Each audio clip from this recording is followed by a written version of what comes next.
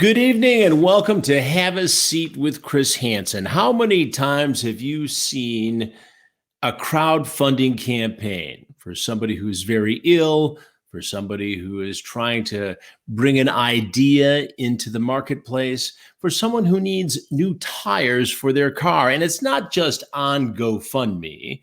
These sorts of fundraisers take place on other crowdfunding platforms as well as just social media platforms. People looking for money for whatever emergency they may have, whatever need they may have. Send me the money here at my Cash App. Consider this. GoFundMe alone has helped raise $10 billion with a B dollars for various efforts. But we wondered, Wes Most and myself, how many of these efforts could be fraudulent. So we collaborated. Wes found a fascinating case that he has dug into that we will profile tonight as we take on this larger issue. Wes Most joins me now. Wes, how are you? Good, thanks, Chris. Thanks for the work you put into this. The video is quite alarming in so many different ways.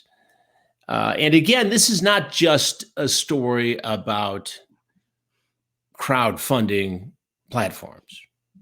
This is about raising money on the internet in general, and it's a big number, and it's hard to police, isn't it?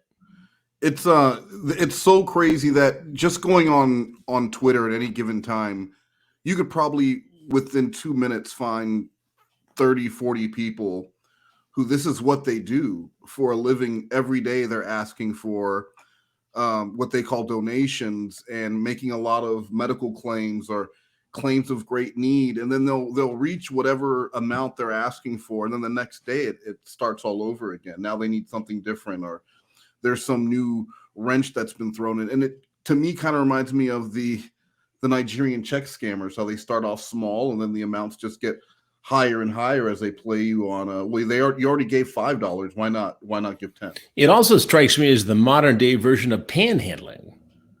Well, yeah, it's gotten so that you don't even need to leave the house to panhandle. You can do it 24 hours a day by posting your sad story and a Cash App link on Twitter, and that's doing the panhandling for you while you sleep, or like King Midas, while you go to nice bakeries or take day trips to San Francisco. King Midas, who is the person we're going to profile in a minute, made all kinds of claims that were flat out lies. Set up this story for us before we show folks the videotape. King Midas has claimed to have ovarian cancer since at least 2018.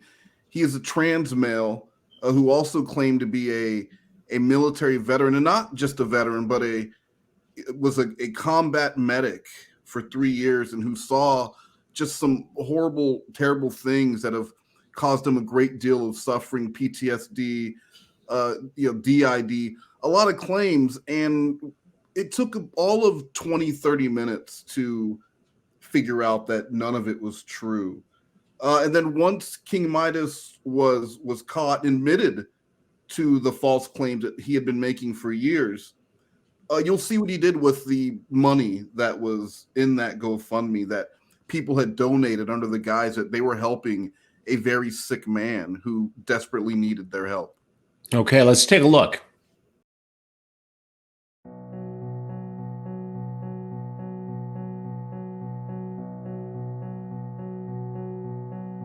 Everybody knows that the dice are loaded. Everybody Meet 32-year-old Jay, better known online as King Midas. Hi guys. He is a proud black trans male, passionate about politics, philanthropy, and community reform. He is also a steadfast patriot, joining the military at just 17 years old. In one article from 2017, Jay describes his experiences serving as an Army combat medic for 3 years. Like many veterans, I suffer from a lot of neurological disorders. I have PTSD, bipolar disorder, and dissociative identity disorder. Sadly, after leaving the military, Jay would go from one battle to another as he wrestled with underemployment, unemployment, or homelessness. I was broke pretty much my whole adult life. He did manage to sort things out, and in 2014 or so, he enrolled in culinary school, even fundraising enough money to spend a few months perfecting his skills in Paris, France. Tragically, in 2018, the rug was pulled from underneath Jay, and he was diagnosed with ovarian cancer, a disease that affects an estimated 21,000 per year.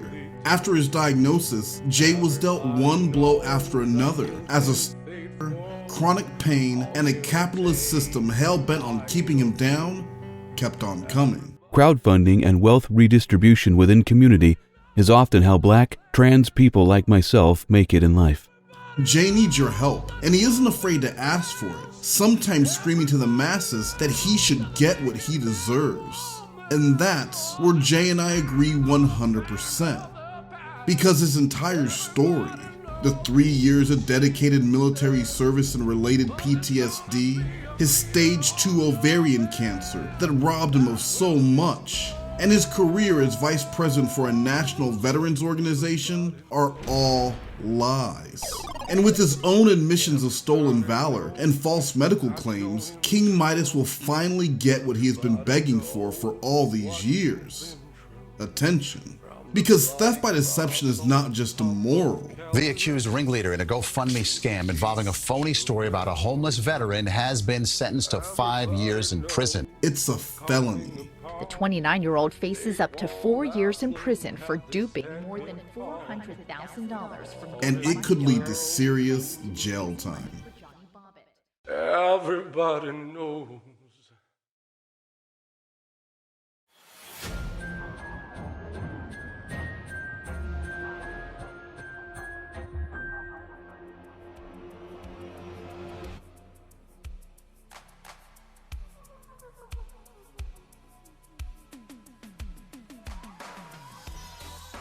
In that 2017 article, Jay discusses his impressive work as vice president for the Weed for Warriors Project, a nonprofit agency aimed at cannabis education and compassion for veterans. He reflected on his role with the WWFP in a 2020 Twitter post. In that series of tweets, he recounted a time he was previously accused of stolen valor and false medical claims attached to a 2018 GoFundMe.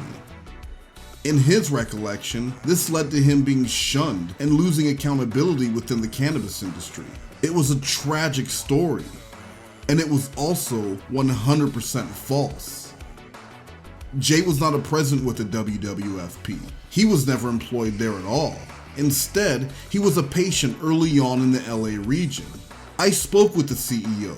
He remembered Jay, but assured me the organization from day one has consisted of 3 people, all of them co-founders of the Weed for Warriors project. Jay's overall message with his post? Trust Black people.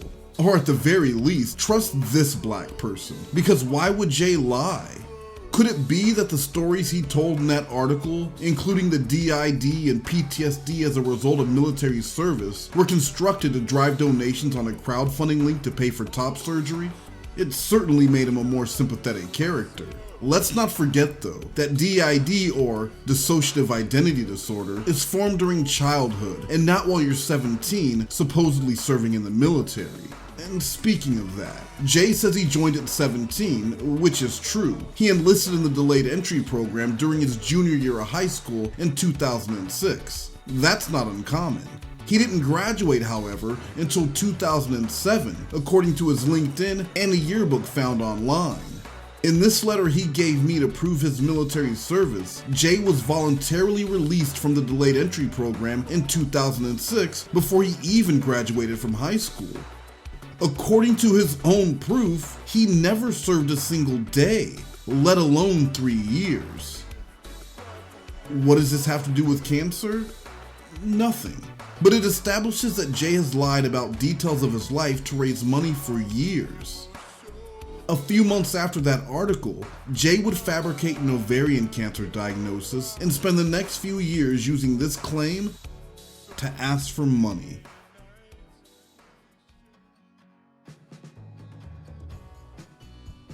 This brings us to September 2021, when I was contacted by someone on Twitter with a stack of receipts about a group of Twitter users who were often asking for money.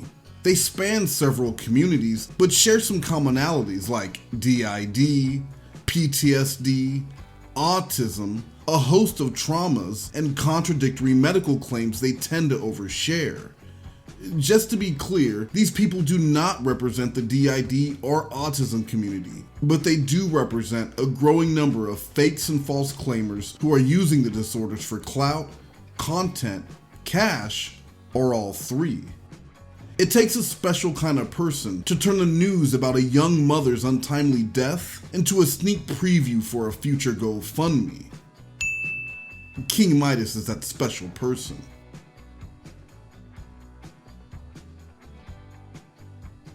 A lot of people are afraid to ask for help even when they really need it. And you know, this guy right here, he's not afraid to ask for help because I need it. After a few weeks of observation, I reached out to Jay.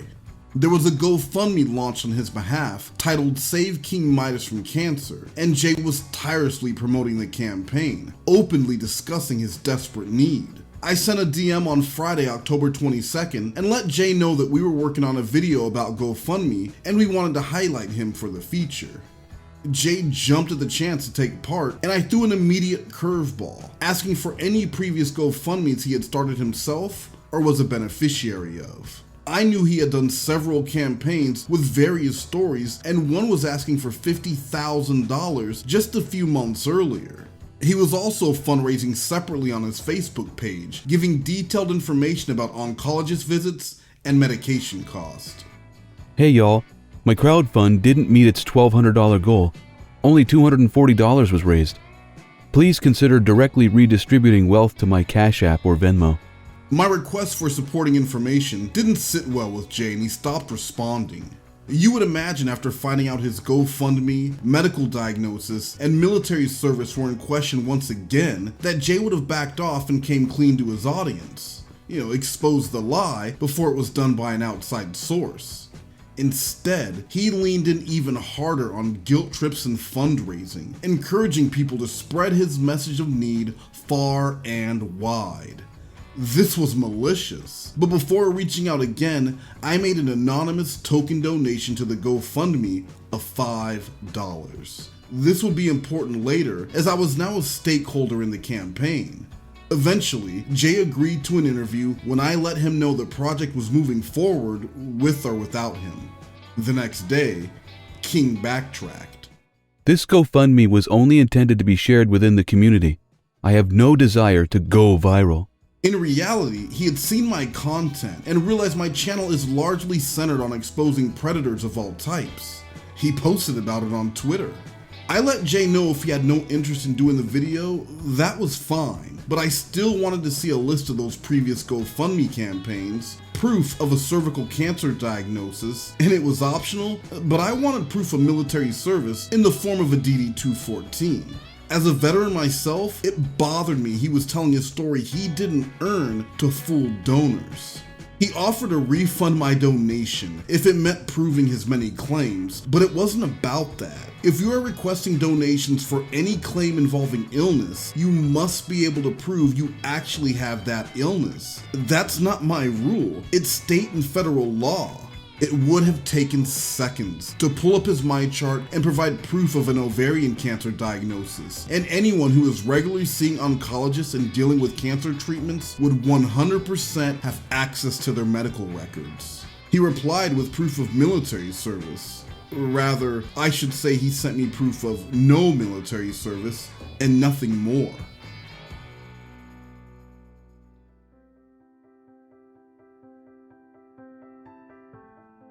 The next morning, a meek and defeated Jay responded finally. He knew the game was over.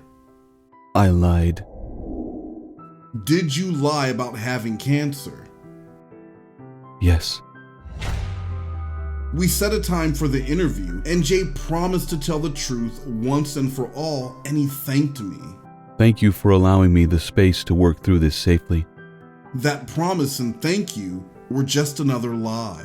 A few hours later, Jay blocked me on social media and closed the GoFundMe, but not before he withdrew every single dime. Within an hour, GoFundMe was contacted and launched an investigation, and the police were contacted the very next day. Felony theft by deception and stolen valor charges were passed on to detectives, and this case has been referred to the district attorney.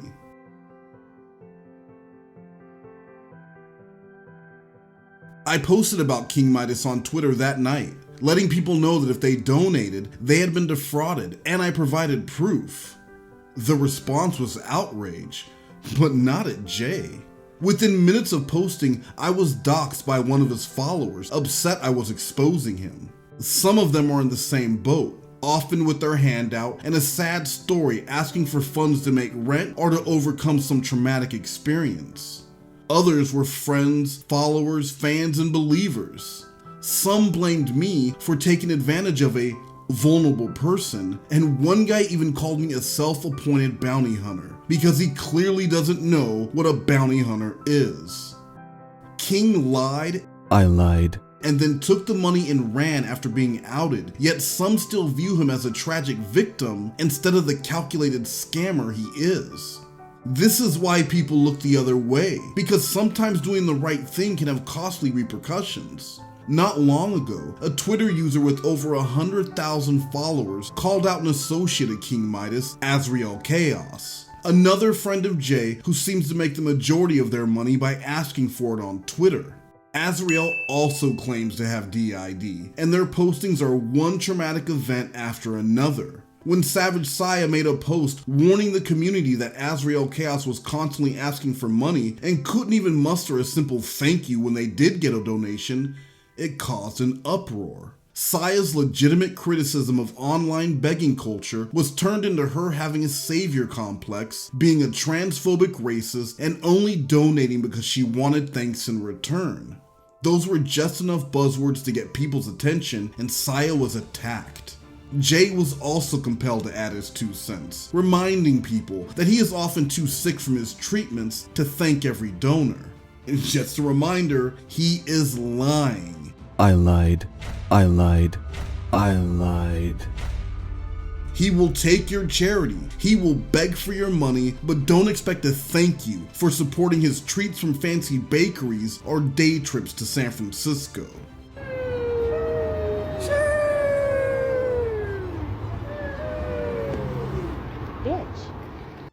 Saya has since protected her own tweets, all because she rightly called out toxic behavior within her community. She was trying to keep it safe, but in turn, it became unsafe for her.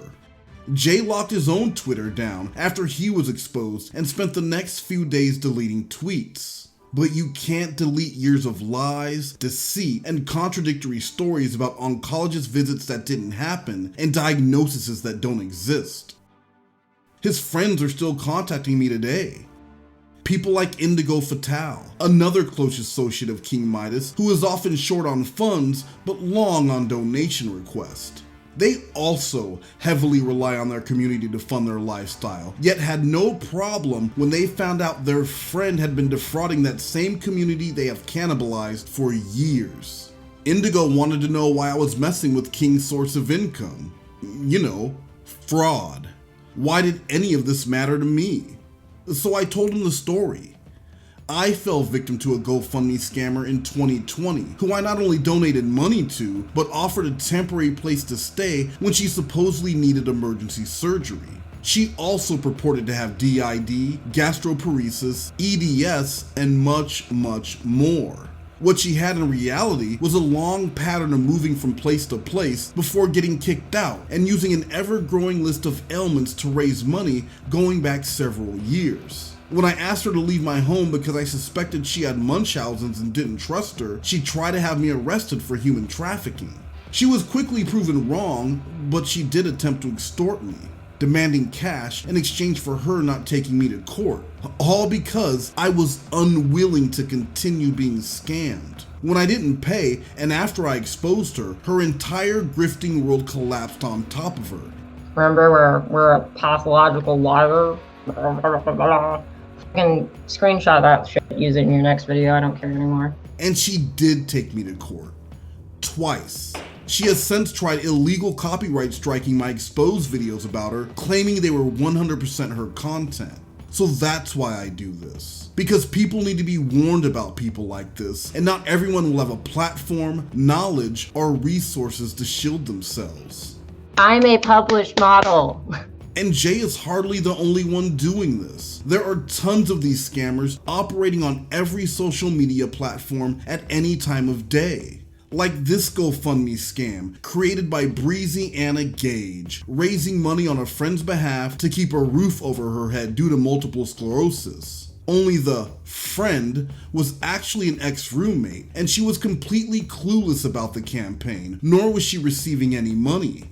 Coincidentally, Breezy also claims to have DID, constantly borrows money from her followers, and has a growing list of self-diagnosed mental and physical ailments as thick as a telephone book. She also just happens to be friends with the girl who once accused me of human trafficking. Oh, we're being stalked by like a daddy dude. Yeah. It's sick, both of us are. Proving these people do travel in packs and will often use the same identifiable patterns. Age regression is absolutely no. Age regression is nothing to be ashamed of. Age regression is exact. With the flurry of exotic medical claims, coupled with the entitlement, belittling, delusions of grandeur, and exploitation without remorse, maybe they are all confusing DID with plain old narcissism. Pacifier unicorn dab. Funny enough, Jay's LinkedIn doesn't mention anything about being a spunky 17-year-old platoon leader. The military and that vice president role for the WFWP isn't mentioned at all. But he did spend 4 months as a server at Applebee's and another few months at a Howard Johnson hotel. He is capable of working, but sitting at home and begging is much easier than putting in an honest day's work. He's even lied about getting shot while serving his country, and his combat caused PTSD, making him almost hit the deck whenever he hears fireworks, is a slap in the face to war-weary veterans. They don't get to make it up on Twitter for likes, retweets, and donations. They have to live with those horrors each and every day. These tweets are still up. Those boasts are still up. These lies are still up. All gave some, and some gave all. But Jay got a voluntary separation before serving a day, and literally gave nothing.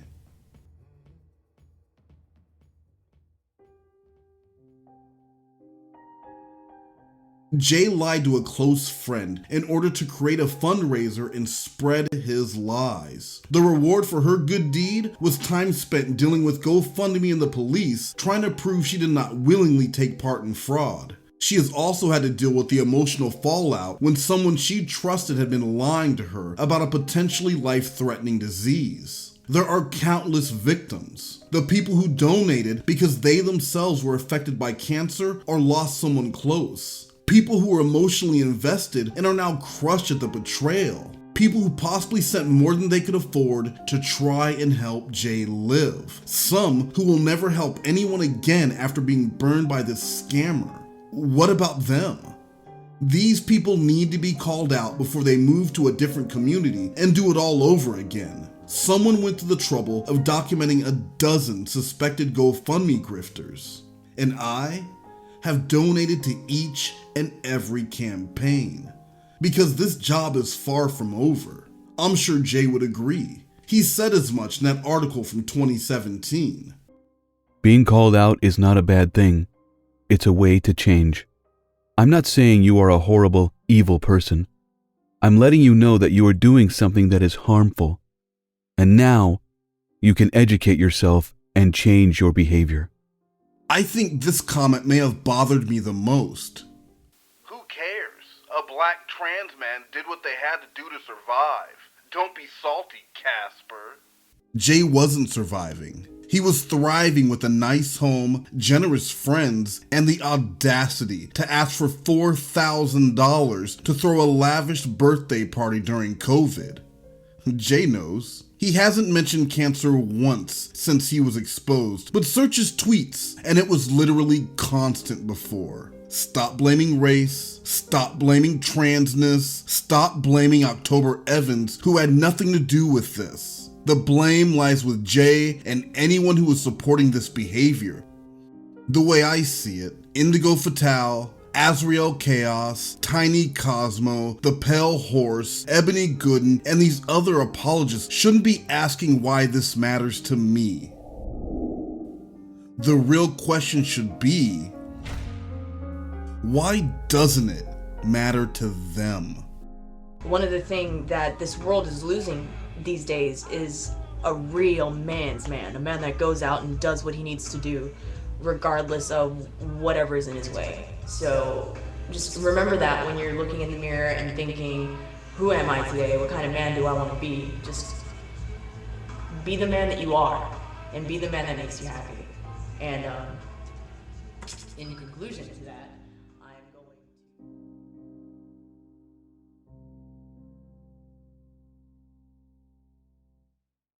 Brian Neely, his wife Chelsea, and their children are a good example of why we need to seriously consider contributing to GoFundMe campaigns, because there are a lot of people trying to do good things, trying to get help, and trying to spread awareness about many, many situations, including health challenges like the one Brian is currently facing, glioblastoma, which is essentially a brain tumor that has no cure, and it is very difficult to treat, very difficult to live with. And Brian and his wife Chelsea have been kind enough to join us tonight to not only talk about their situation, but to react to some of the things we found in this investigation. First of all, Brian, Chelsea, thank you very much for being with us tonight. Brian, how you feeling? I'm okay. Feel all right. When did you first get diagnosed with glioblastoma? October 15th. October 15th, yeah. But symptoms, January first seizure. January 10th was the 22nd. Oh, January 22nd? Yeah. No. Yeah. Okay, I'm sorry. January 22nd, I'd come home from work that morning and passed out on the floor and woke up to the ambulance and fire department. Yeah, there was a lot of responders there, and did you have any idea what was going on? I had no clue. Had no clue what was going on. I was trying to kick him out of my house. You didn't want any part of it, did you? Exactly. He's always been very healthy, so. Now you're a physically fit guy, Brian. You served time in the military. I see the Marine logo behind you. Very active in your profession, your career, active family guy. Had you had many health problems in the past? I have not. No issues at all, really. And how long did they conduct tests until they gave you the diagnosis, glioblastoma? Well, we waited.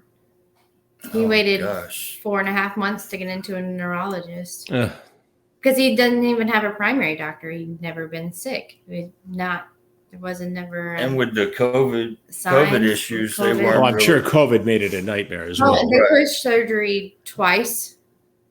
So that happened September 10th. He finally had surgery to remove most of the tumor that they could. And then October 15th, a follow-up with a neurologist after surgery. And that's when we got the news. We thought maybe life would go back to normal and we'd pick up. We never thought it was so bad. And give me a sense for your reaction, Chelsea, when you heard the diagnosis, glioblastoma. Oh, I'm pretty sure I said, that's cancer. And this doctor said, yes. And he was hesitant on saying yes. And he kind of whispered, and I lost it. Understandably. Yeah. And he stayed pretty. I said I'll be fine. Well, that's the attitude you have to have. Quite honestly. Yes. I mean, what's the alternative? I suppose. With everything. I don't mean to make light of it because it's very serious, but I guess that's what I would do. You fight. Yeah. Yeah, I've been fighting. He's been. And you've had surgery. You've had treatments. How have the treatments made you feel? It's trying to beat me down, but I still, I don't know. I still play with my 3-month-old grandbaby girl and my boys, and I still, I don't know, still kind of act normal. And then I go hide in my room and act like I've been beat down. So. And what's the prognosis, Brian? Without treatments, they say 12 to 18 months. So given it started in January, we're in November. He's on the second week of radiation and chemo. There is 25% of people make it to 2 to 3 years, and only 5%. The rates may have went up to 6.8% this year of making it to 5 years with treatments. And that's with the tumor being recurrent. So even the resection treatments of shrinking the tumor and it growing back, it'll always be a thing until it engulfs the brain and there's no more. 6.8 survival rate after 5 years with treatment. Yeah, right. Up to 5 years.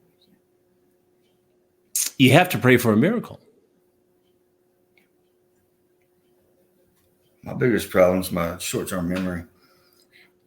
I can't remember anything. Right.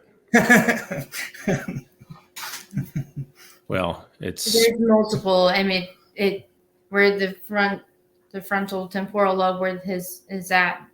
They couldn't get all of the tumor. Mm-hmm. It was down in the insula where the speech and language is at. They said it would have been too aggressive. He's too young, has more life to live. So let's not hinder any speech, language, or motor functions and treat it and go from there.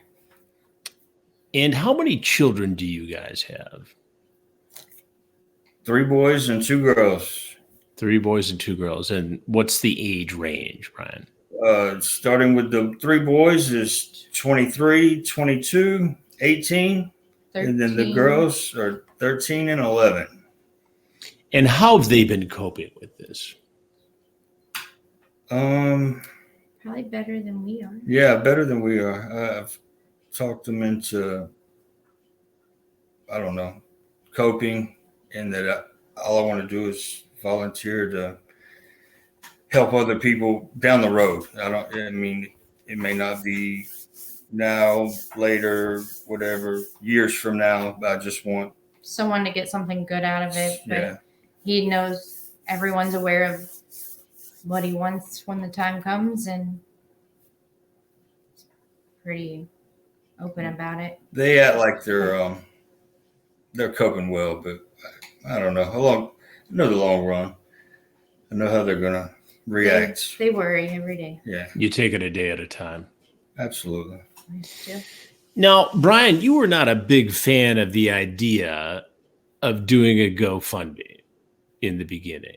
No. Whose idea was it at first? Was it your wife's? Was it your kids? Yeah. Who came up with it? It was me. Miss Chelsea and the boys. Chelsea and the boys came up with it.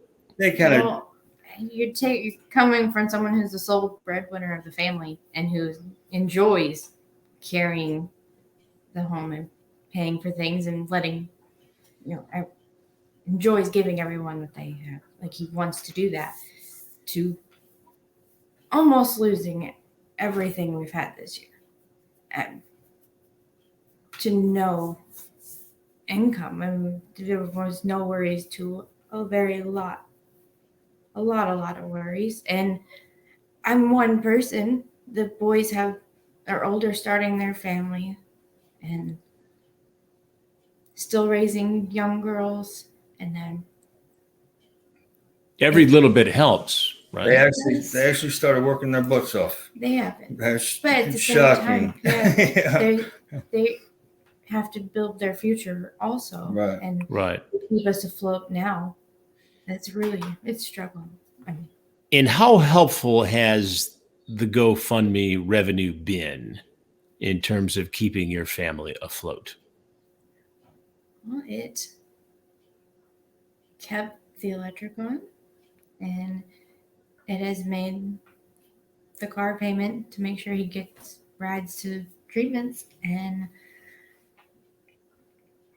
food, and it dwindled. Yeah. It did great for 2 weeks, and it just faded.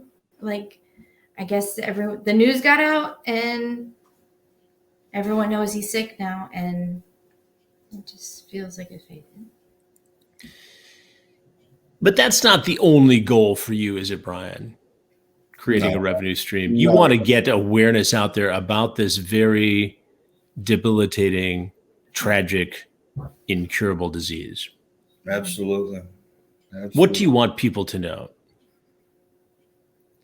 I guess I'll be I don't know, Here. an experiment. They can experiment on me all they want to be able to give hope to somebody else. Yeah, I mean, hopefully there's 11,000 cases in a year of people.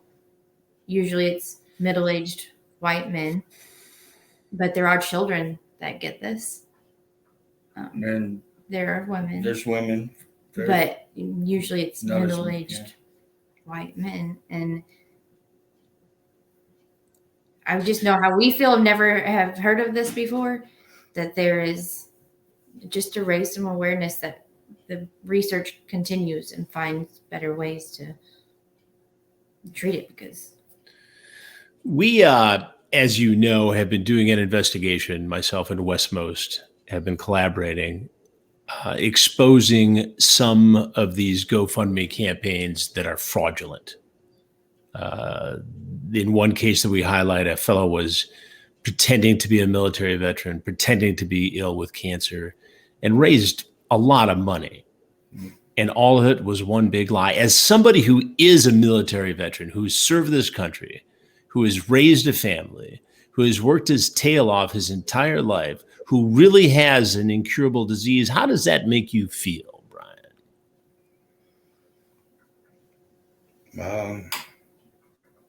I don't know. It's not anger, but it's just sad. I mean, I guess that's the biggest thing, is just sad for someone to do something like that. Well, we are pursuing that part of it, and I'm not going to belabor you with that part of the investigation. But I do want folks who see this to know that this disease is very, very real. And as I mentioned earlier, a friend of my son's is battling it in the latter stages. It's incurable. And if you're going to donate to a cause or to somebody's GoFundMe, this would be the one to donate to. And in fact, we here at Have a Seat with Chris Hansen will be making a donation to your GoFundMe as well. And that was not a part of the appearance. Chelsea and Brian decided on their own after being contacted by Wes to come on and tell their story, which I appreciate from the bottom of my heart. So God bless the two of you, your boys and your girls. I cannot say enough about your spirit, Brian. Chelsea,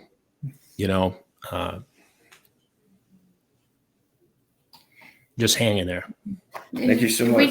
Even if everyone just shares, to maybe not read just his story, but about it. That's the thing. Just raise awareness of it.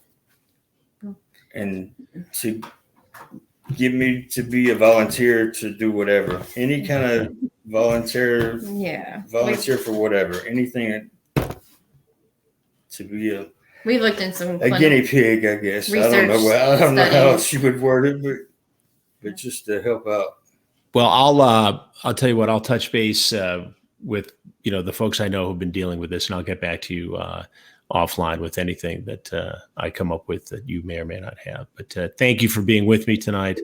As I said, God bless you both and the kids, and hang in there. And we'll put the information up on the show notes so people can to get involved as they see fit. Okay. Thanks for being there, and we'll continue to support you and root out the people who are scamming the system. Thank you so much. All right. You guys take care. Thanks. You know, you see something like that and you just know these are good folks from the heartland who really need help. And that's what GoFundMe is all about. You know, it's about helping others, either because they're in a situation where they need help or bring an idea to fruition, get a product going. But I would say this is one that is pretty easy to get behind.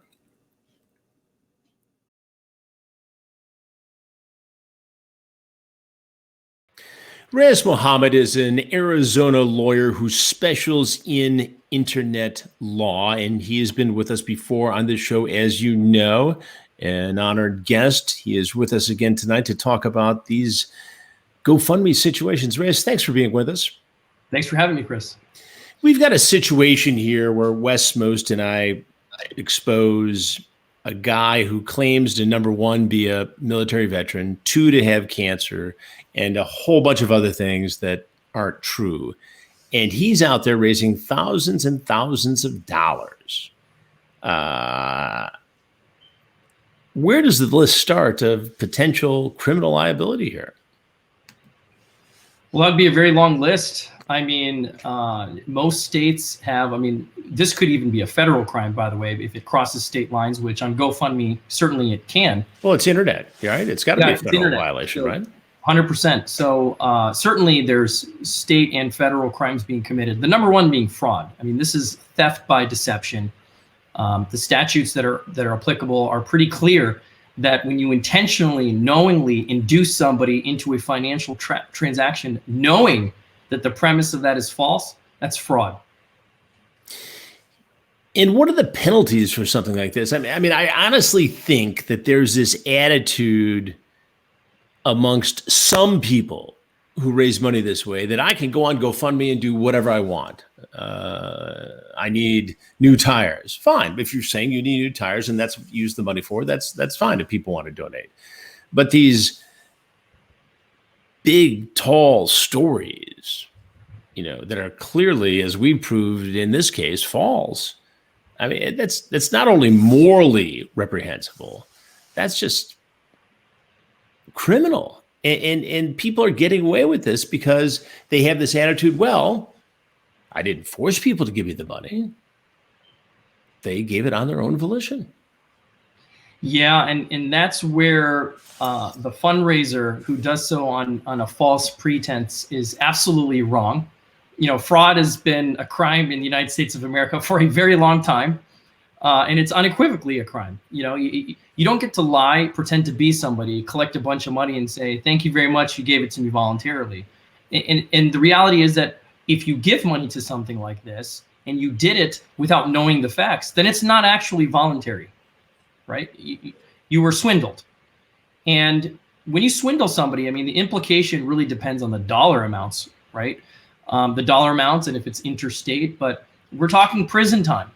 I mean, generally speaking, if somebody doesn't have a criminal past, and if it's maybe a few $100s, perhaps they get off on something and they plead to a lesser offense and prosecutors are, you know, maybe sympathetic. But for something like this, you know, I don't know how much the individual raised in this instance, but it could be prison time. Do you think that because of the ubiquitous nature of the internet that this is a crime that's going unpunished? Well, Chris, I can tell you in my practice, we see the inducement and the false pretenses regularly. I mean, it happens on Instagram even, right? It doesn't have to be a fundraising platform. And so, yeah, it's more commonplace than it ever was before. You have people with false offerings, false inducements, you know, particularly this business coaching. Well, yeah, I'll give you these tapes and pre-record, you know, some lessons for you.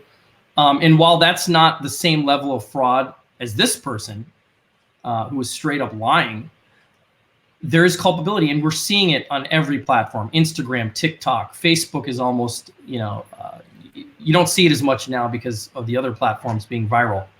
But yeah, it's definitely more common today, for sure. So if somebody is running a scam like this on GoFundMe or one of the other platforms, and they're advertising on Twitter or Instagram or Facebook, is that advertisement in and of itself a crime if you're promoting a fraud using one of those other platforms?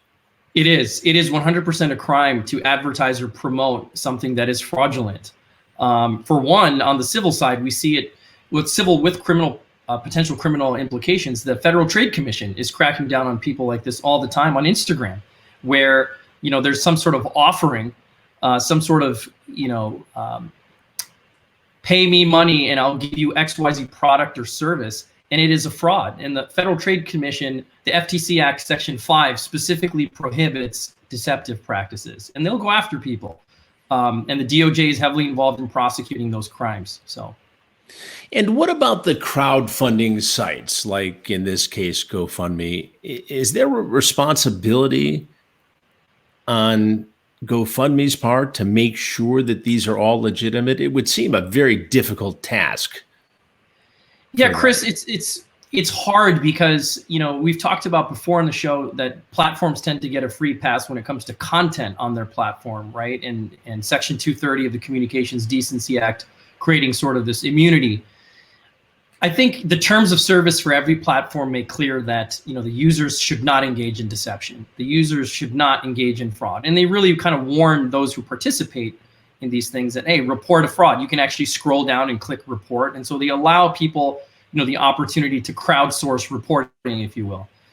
I guess if you're crowdsourcing the funding and you offer an ability to crowdsource any potential fraud, it's even Steven, I guess most people would argue, in this internet age. Well, if you're going to self-fund, you might as well self-police, I suppose. I don't know if that makes sense, but I guess that's what the working theory is. Correct, exactly, because the power's in the people's hands, so to speak, to investigate who these people are, and you should do your duty of diligence before you give anyone $1, right, for anything. Not necessarily GoFundMe's responsibility to vet any of these programs, right? Because that's an onerous undertaking, and it would probably create a chilling effect on their ability to draw people into legitimate, donative types of programs. Here, GoFundMe actually has a policy, and I don't know if it's actually a self-insured policy or if it's through insurance programs, but they actually tell donors, listen, if there is something as a result of a fraud, we'll do the right thing and we will investigate and we'll return the money. And there's some history to this, right? We've seen the stories and headlines where people fake and through deceptive means raise money, and GoFundMe does the right thing and gets the money back. Well, it would seem that they're trying at least to be a good corporate citizen about this, as opposed to some of the offensive and horrifying things we see on Twitter and YouTube, especially. So that's the great news here. RAEES, what do you tell people from a legal standpoint if they're considering either creating a GoFundMe page to raise money or contributing to a GoFundMe page or any other crowdfunding platform? What's the top caution here? What do you tell folks as somebody who's got so much experience in this field? Yeah, if you are raising money for a cause, whether it's to fix your broken truck or to raise money to help your mom or your grandma or for a legal defense, be honest. Be honest. Disclosure is your best friend. Disclose all the material facts. Something that would impact somebody's decision to donate, that's going to be a material fact. That's the litmus test. If you were talking to your neighbor, what would they want to know before they wrote a check or gave $1? So that's my advice to people who are trying to raise money. For people who are donating to campaigns, listen, it's really easy it's an emotional trigger to read somebody's story and to just click a button and give $5. And for that matter, to share it with your friends. So before you do that, take a minute to find out who this person is. Ask questions. Do a quick Google search. Check their LinkedIn or social media profiles. Ask questions. Don't be coaxed into just giving $1 because it makes you feel warm and fuzzy. RAEES Mohamed, thank you again for being with us. As always, we will see you, no doubt, again soon for your legal insight. Have a good night. Thanks, Chris.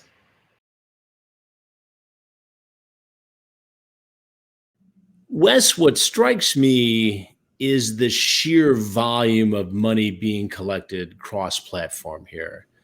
We know the number for GoFundMe alone is $10 billion. It's an almost incalculable amount of money that's being raised every year by people. Well, I think it's kind of like when you talk about betting, let's say football, NFL betting. A very small percentage of that is done legally. The rest of it is illegally. So if GoFundMe is what number did you say? 10 billion? 10 billion is what the 10 billion. It's probably even more just on Twitter from people who daily are doing these types of micro campaigns. And we should also say that GoFundMe is very responsible in terms of being a corporate citizen here. There have been numerous occasions where GoFundMe has paid people back when it's turned out to be fraud or false advertising. Yeah, and that's one of the important things I wanted people to know on even on this or any other GoFundMe. If you were ripped off, whether you were the person who made a donation or you were supposed to be the beneficiary of the campaign and the money never made it to you because the campaign organizer took it, GoFundMe will make that right. So if there was anyone who donated to the King Midas campaign, it's already been reported. The police are also involved in investigating it. There is a link. I'll make sure that it makes it to the description where you could actually go and make your claim to get your donation back. Excellent. We'll put that in the link. And we also need to make it very clear that there are a lot of people who need to raise money. And I thought it very interesting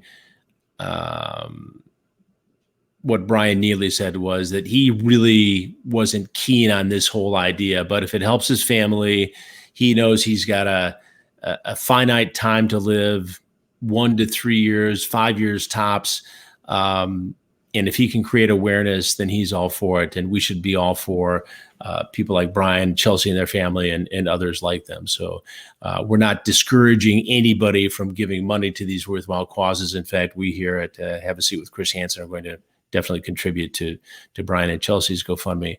But just do your due diligence on these things and know what you're getting into and just be a little bit careful, I guess, is the message here. And if you have information on a crowdfunding effort that is fraudulent, you can reach out to us here at the YouTube channel. You can reach me directly at chris@predatorpodcast.com. Remember, we've got the Predators I've Caught podcast that's out now. You can check that out on virtually any podcast platform out there. You can find me here, obviously, Discovery Plus. We've got some new exciting information coming out soon on some new television projects. And of course, on Cameo. With the holiday season coming up, it's going to get very brisk. So check in with me there as well. In the meantime, as I said, you can reach me at chris@predatorpodcast.com. As always, thank you, Wes Most, for your hard and diligent work. Appreciate it very much. In the meantime, I'll be watching. Have a good evening.